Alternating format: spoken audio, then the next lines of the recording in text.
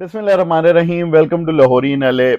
मैंने इस वीडियो के टाइटल का नाम रखा था ज़मीर जागा, और इसमें मैंने इमरान खान, मोहम्मद हफीज़ जो कि पाकिस्तान के एक्स क्रिकेटर रह चुके हैं, और लियाकत चट्टा साहब जो कि रावलपिंडी के अभी इलेक्शन कमिश्नर थे। तो एक उसमें मैं इन तीनों टॉपिक्स पे, नंबर वन तो इमरान खान की फोटोग्राफ इसलिए है, उनकी तस्वीर इसलिए मैंने वो थंबनेल के ऊपर लगाई क्योंकि इमरान खान ने, और जो उन्होंने, आई वुड से, हालांकि उनको कैंपेन इलेक्शन में करने का मौका नहीं मिला, लेकिन जो उन्होंने इस वक्त थरथली मचाई हुई है ना तमाम अपोजिशन की पार्टीज को और बड़े बड़े पाकिस्तान के इदारों को, अब आप लोग बेहतर जानते हैं किन इदारों की मैं बात कर रहा हूँ, उससे उन्होंने लिटरली वो है ना हर एक के नाक में दम किया हुआ है। जस्ट इमेजिन कि इमरान खान अगर वो बाहर होते और वो ये एक्टिव कैंपेन कर रहे होते, मेरा मेरा ना सिर्फ दिल दिमाग दोनों ये चीज कहते हैं कि ये इलेक्शन कंप्लीट वाइट वॉश था उन पीटीआई की फेवर में। और पीटीआई ने बिल्कुल वो, मैंने पहले भी एक एग्जांपल बताई, साथ भी नहीं लगे थे वो बसंतें होती थी ना एक जमाने में, गुड्डे गुड्डे या पतंगे बंदा उड़ाता था, तो वो एकदम अगर बहुत ही होनहार या बहुत ही तेज पतंगबाज था तो वो अगलों को पेचा के लड़ता था तो साथ भी नहीं लगने देता, वो बो काटा होता था और अगले की वो पतंग या गुड्डा वो जाता था। अच्छा, अब मैं इलेक्शन के ऊपर बाद में बात करें, पहले मैं ना मोहम्मद हफीज की तस्वीर मैंने क्यों डाली है मैं उसके ऊपर डालता हूँ। तो मोहम्मद हफीज पाकिस्तान की टीम में ऑस्ट्रेलिया का दौरा होया था, तो मोहम्मद हफीज पाकिस्तान टीम के डायरेक्टर थे। सही है, पाकिस्तान क्रिकेट बोर्ड ने अपॉइंट किया, और सुनने में ये आया कि पाकिस्तान क्रिकेट बोर्ड ने इनको 4 साल का कॉन्ट्रैक्ट दिया। सही है ना, और 4 साल का कॉन्ट्रैक्ट दिया और इनको तकरीबन 2 महीने में इस टूर के बाद अभी उन्होंने रिजाइन कर दिया पिछले दिनों। सो अब उसमें जो लॉन्ग टर्म इनमें जो मोहम्मद हफीज पाकिस्तान के लिए obviously he is been a former ex captain, वो ये भी रह चुके हैं। और मोहम्मद हफीज साहब ऑस्ट्रेलिया के दौरे से पहले जो पाकिस्तान के जो नजम सेठी थे, उन्होंने पाकिस्तान क्रिकेट के ऊपर उनके गले में डाल के चले गए थे मिकी आर्थर। और मिकी आर्थर को अगेन सो कॉल्ड, अमेरिका में ना ये इस तरह कहते हैं, कोर्ट्स डायरेक्टर का ना रोल अदा किया गया था। और वो डायरेक्टर के रोल में उनको ये कहा गया था कि आप बैठ के ना रिमोटली वो कर लें।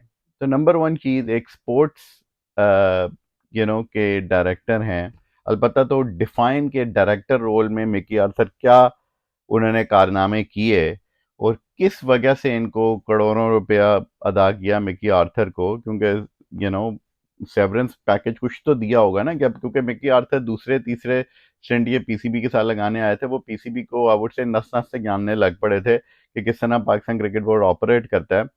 तो खैर, मिकी आर्थर की कहानी खत्म हुई, पाकिस्तान क्रिकेट बोर्ड ने जो भी उनको लेना देना था वो खत्म किया, और उनके साथ जो भी चेले थे मिकी आर्थर के, उनको भी पैसे पकड़ाए और उनको चलते किए। फिर आए मोहम्मद हफीज। मोहम्मद हफीज साहब को टीम का डायरेक्टर बुक किया, और साथ ही ऑस्ट्रेलिया की टूर होता है। अच्छा, एक तो नंबर वन चीज़ मैं यहाँ पे एक चीज़ को क्लियर कर दूं, जो भाई बहन नहीं पाकिस्तान में जानते, कि यहाँ पे जो अमेरिका में ना इंटरनेशनल स्पोर्ट्स से मैं मतलब कि अमेरिका एज ए कंट्री जाके जो खेले दूसरे ममालिक में जाके, वो बहुत कम होती हैं। अमेरिका अगर खेलता भी है एज एन इंटरनेशनल टीम, वो ओलंपिक्स के लिए जाएगा, या फिर वर्ल्ड कप हो गया सॉकर का, जो मेजर इवेंट्स हैं, ग्लोबल इवेंट्स में, उसमें जाता है। क्रिकेट की तरह नहीं है कि इस तरह अमेरिका की टीम के यहाँ पे जा रही है वहाँ पे जा रही है, इस तरह दौरे नहीं चलते। वो जनरली मेजर ग्लोबल टूर्नामेंट्स में अमेरिका की जो टीम्स हैं वो जाएंगी। अ, तो लेकिन यहाँ पे जो लोकल स्पोर्ट्स हैं, जिस तरह आप लोगों ने अब इंटरनेट पे शायद देखा भी हो, अगर पाकिस्तान में कोई बास्केटबॉल के फ़ैन है, तो पाकिस्तान के अंदर कोई अमेरिकन फुटबॉल के फ़ैन है, या पाकिस्तान के अंदर आइस हॉकी के फ़ैन है, तो यहाँ पे देखेंगे कि सालाना 80 से 80 एक गेम्स होती हैं इन लीग्स के अंदर। जैसे बास्केटबॉल की बात करें, जिसे एनबीए कहते हैं, आइस हॉकी की बात करें जिसे एनएचएल कहते हैं, या फुटबॉल ले लें, उसमें 24-26 गेम्स होती हैं पूरे सीजन के अंदर। तो उसमें टीम्स काफ़ी ट्रैवल करती हैं बैक एंड फोर्थ, लेकिन आपके साथ जो मेन जो ट्रैवल करने वाले हैं वो आपके कोर प्लेयर्स होते हैं। जैसे बास्केटबॉल के अंदर ऑलमोस्ट वो 10 से 12 प्लेयर्स कैरी करेंगे। उनके साथ कोचिंग स्टाफ होता है, उसमें एक हेड कोच होता है, एक असिस्टेंट कोच होता है, कोई फिजियो होता है, जो डाइटिशियन प्रॉब्ली लगा लें। तो जो कोर टीम होती है ना, वो आपकी ट्रैवल करती है। अच्छा, हफीज साहब के जाने से पहले जो टीम मैनेजमेंट अनाउंस हुई है पीसीबी की, ये पीसीबी की वेबसाइट पर पड़ा है, मैं अपने पास से बातें नहीं कर रहा।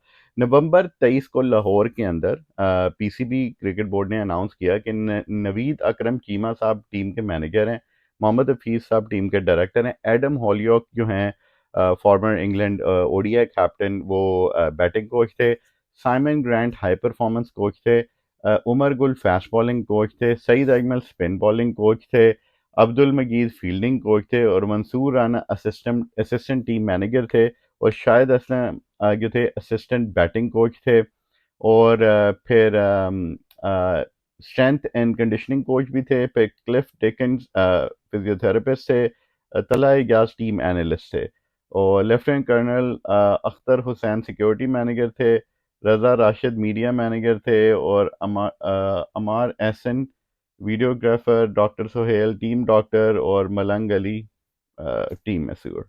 सही है ना? तो ये सारे उन्होंने टीम मैनेजमेंट ये दी। अच्छा, अब इसमें मुझे एक बात बताएं, हमने बैटिंग कोच भी देख लिया, हमने हाई परफॉर्मेंस कोच भी देख लिया, हमने उमर गुल के बॉलिंग कोच भी देख लिया, हमने स्पिन बॉलिंग कोच भी देख लिया, और फील्डिंग कोच भी देख लिया। अच्छा, इस सारे काम के लिए अगर हमें चीज़ें चाहिए तो फिर मोहम्मद हफीज़ इस ट्रिप पे क्या करने गए थे? आपका बैटिंग कोच भी है, बॉलिंग कोच भी हैं, बॉलिंग कोच एक नहीं तीन तीन है ऑलमोस्ट, हाई परफॉर्मेंस कोच भी आप लेके गए हुए हैं, batting coach sorry Umar Gul को भी लेके गए हैं, सईद अजमल को भी लेके गए हैं, और फिर फील्डिंग के लिए अब्दुल मजीद साहब भी हैं।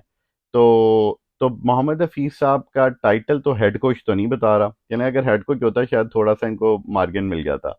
तो मुझे एक बात बताएं कि फिर पाकिस्तान के मोहम्मद हफीज को इस दौरा मारने की क्या जरूरत थी? Was he acting as a head coach? If yes, तो उनको टाइटल हेड कोच का क्यों नहीं दिया गया? Why a team director title?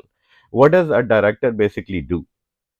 अगर वो क्रिकेट फील्ड के ऊपर है, और अगर एक डायरेक्टर ने अगर कुछ बैठ के मे बी उसने कोई पॉलिसी बनानी है क्रिकेट बोर्ड के लिए कि भाई आपके यहाँ यहाँ आपके अंडर 19 के टूर्स होंगे, पाकिस्तान ए के टूर होंगे, ये डोमेस्टिक टूर्नामेंट्स होंगे, तो फिर डायरेक्टर वर्क फ्रॉम होम भी शायद कर सकता है। मगर एक डायरेक्टर जिसको हेड कोच का टाइटल नहीं दिया, वो क्यों उठ के ऑस्ट्रेलिया जाता है? फैमिली को लेके जाना, मैं उनमें नहीं पढ़ना चाहता। अगर अच्छा चलें, अगर 1 सेकंड के रहेंगे वो फैमिली को लेके के, इसमें कोई हर्ज नहीं है। अगर वो पीसीबी, अगर वो अपनी पॉकेट के ऊपर अपनी फैमिली को लेके जाते हैं, और क्योंकि ये अमेरिका में भी कॉमन है, अगर अमेरिका में भी अगर कंसल्टिंग वगैरह कर रहे हो, nobody is an ask you obviously, at the end of the day आपने सुबह 9 से 5 या जो भी अपनी डेली नौकरी करनी है। अब अगर आपको होटल मिला हुआ है और आपको यूरोप ट्रिप करने, यूरोप जाना आपको पड़ा है काम के सिलसिले में, और आप अपनी वाइफ को ले जाते हैं या फैमिली को ले जाते हैं, दैट्स एक्सेप्टेबल। ठीक है ना? तो एज लॉन्ग एज उनका खर्चा आपकी जेब से जा रहा है, सही है ना? अगर उनकी भी फ्लाइटें जो हैं वो पीसीबी के खर्चे से, अब जिसकी वजाहत नहीं है, लेकिन मेरा नहीं ख्याल ऐसा होगा, लेकिन अगर ऐसा है तो फिर तो बहुत ही गलत है। तो खैर इस बात को उधर ही छोड़ दें। तो अब मोहम्मद हफीज साहब जो डायरेक्टर बने हैं, अब इसमें ये नहीं पता कि ये डायरेक्टर की क्या डेफिनेशन है, ये डायरेक्टर क्या कर रहा है, मतलब क्या है? Is he a head coach? If he is a head coach then why is not given a head coach title? ठीक है ना? नंबर वन चीज तो ये है। और अगर वो हेड कोच नहीं है, वो डायरेक्टर है, तो वो क्या डायरेक्टरशिप कर रहे हैं ऑस्ट्रेलिया में जाके? और अच्छा, और दूसरी बात, मोहम्मद हफीज ने जिंदगी में कभी ऑस्ट्रेलिया का टूर नहीं मारा, ना उन्होंने उधर खेला है, ना उनको वहां पे कोई उनको कंडीशंस के बारे में पता है। उन्होंने जब उधर कोई टूर ही नहीं मारा, तो एज अ डायरेक्टर उनकी क्या आउटपुट थी? सही है ना? यार इन चीजों के तो आंसर बनते हैं ना। अच्छा, तो नंबर वन चीज, मोहम्मद हफीज ने फिर ट्वीट किया, मतलब उन्होंने कहा कि भाई उनका जो 4 साल का टेन्योर था वो कट शॉर्ट हो गया, तो now he is basically at this point now resigning. ठीक है ना? तो उनका 4 साल का मुआहदा था, लेकिन वो कट शॉर्ट हो गया, और 2 महीने के बाद ही उनको पोस्ट से फारिग कर दिया गया। अच्छा, अब उनका जो पोस्ट था मोहम्मद हफीज का, मैं आपको पढ़ के बताता हूँ। I always prioritized and represented Pakistan with dignity and pride. I accepted the new role as a director PCB with great passion to make positive reforms, but unfortunately, my designated tenure, which was offered by a real PCB for 4 years, was cut short to 2 months. On the account of new chairmanship. सही है, नए chairman आए, उन्होंने उनको कहा कि भाई आप चलते बने। Best wishes for Pakistan cricket future. As always I foremost take co-responsibility and put myself accountable for all executions in my given time, and will accordingly reveal all cricketing and other amateur non-cricketing facts which led to these bad performances. Stay tuned. Okay. अच्छा, अब उसमें मुझे stay tuned का जो मैं इस पे मैं फोकस करना चाहता हूँ। मैं इसको हाईलाइट भी ये ट्वीट के ऊपर में लिख देंगे, ये आपको इमेज भी नज़र आ जाएगा। अच्छा, आप स्टे ट्यून्ड का मुझे बात बताएं कि एक तो अब निकल रहे हैं, और ये जो कॉमन है ना, ये वकार यूनिस ने किया था 2003 में कि भाई मैं आके जब वर्ल्ड कप से बाहर हुए थे, मैं बताऊंगा कि हम क्यों बाहर हुए थे। कभी ये चीज़ें नहीं आई। वो एक कमेटी बनती थी। हमेशा ही पीसीबी का हमेशा यही होना है कि भाई जो भी वर्ल्ड कप से जब होता है, हम जी कमेटी बनाएंगे। एशिया कप में अभी जब आ रहे थे कि हम कमेटी बनाएंगे और हम बताएंगे क्या। अब क्या होया, where is that committee? The chairman which was supposed to make that committee is long gone. There was no actionable item. कुछ भी नहीं होया। कोई कोई चीज अगर बनी भी थी तो क्या बना उसका? कुछ भी नहीं बना। तो अब स्टे ट्यून्ड के मैं दोबारा वापस आ रहे हैं कि मोहम्मद हफीज अपने ट्वीट में करते हैं कि उनके साथ ज्यादती हुई, जो मेरी चीज से मायने हो रहा है।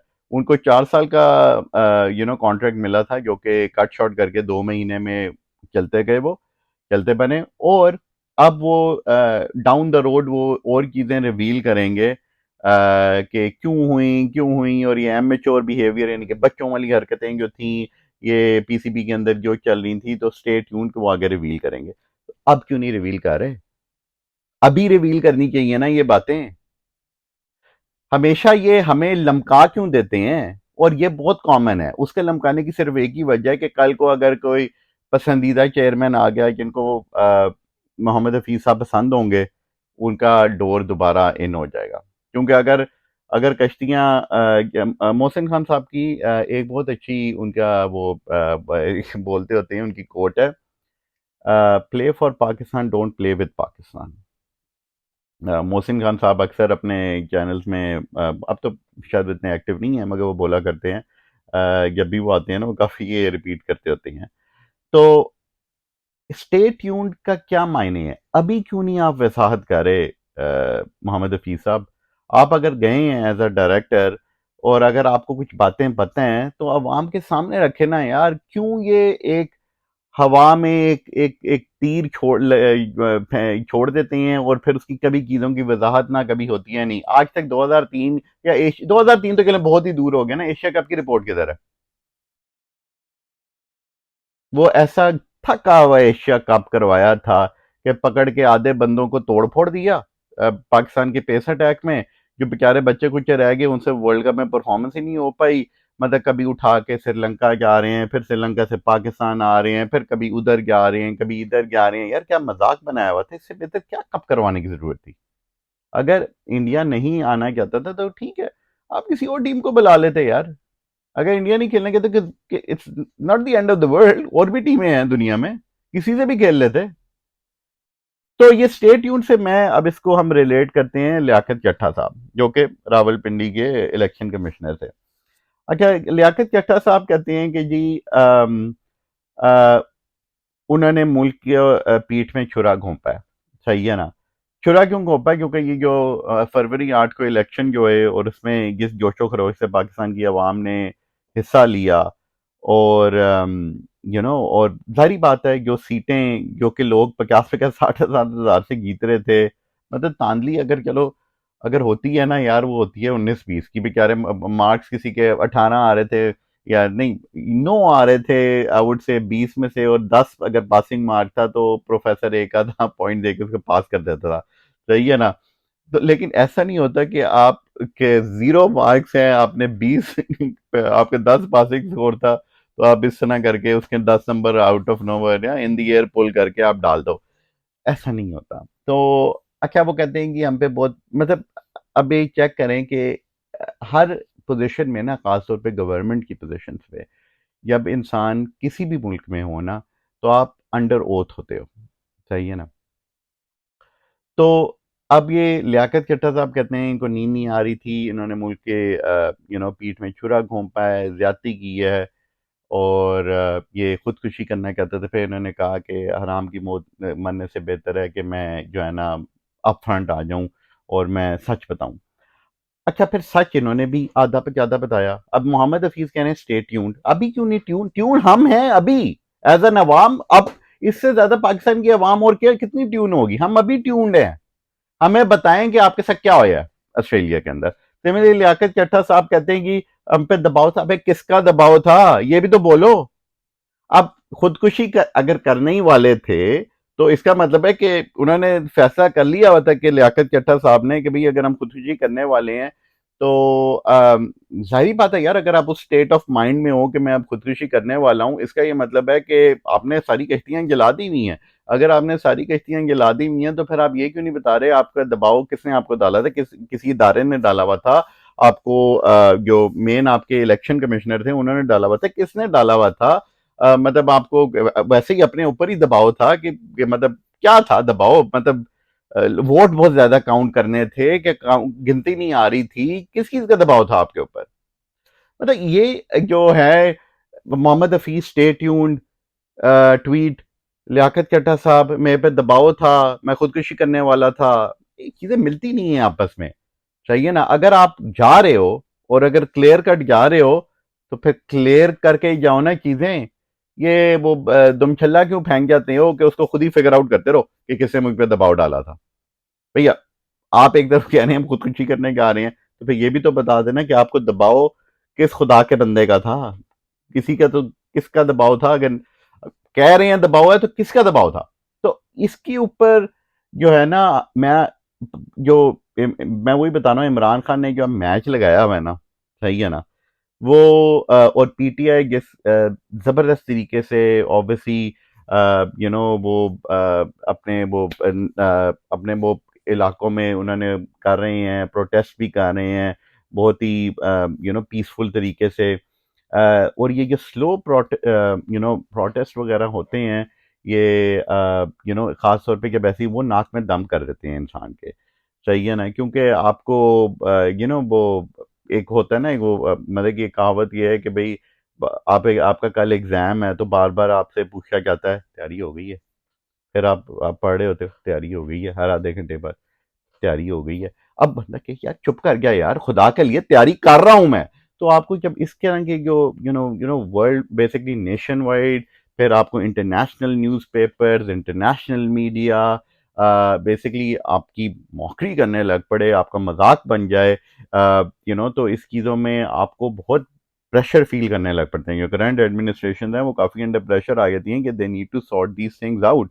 और अब जो आजकल अब जो सुनने में आ रहा है कि अब तो कोई भी इस वक्त हुकूमत नहीं बनाना चाहता, क्योंकि इस वक्त इस तरीके से हुकूमत बनाना, मेरे नज़दीक जो भी पार्टी आएगी वो बेसिकली अपनी, वो कहते हैं ना, कमर खुद ही खोद के ही आएगी।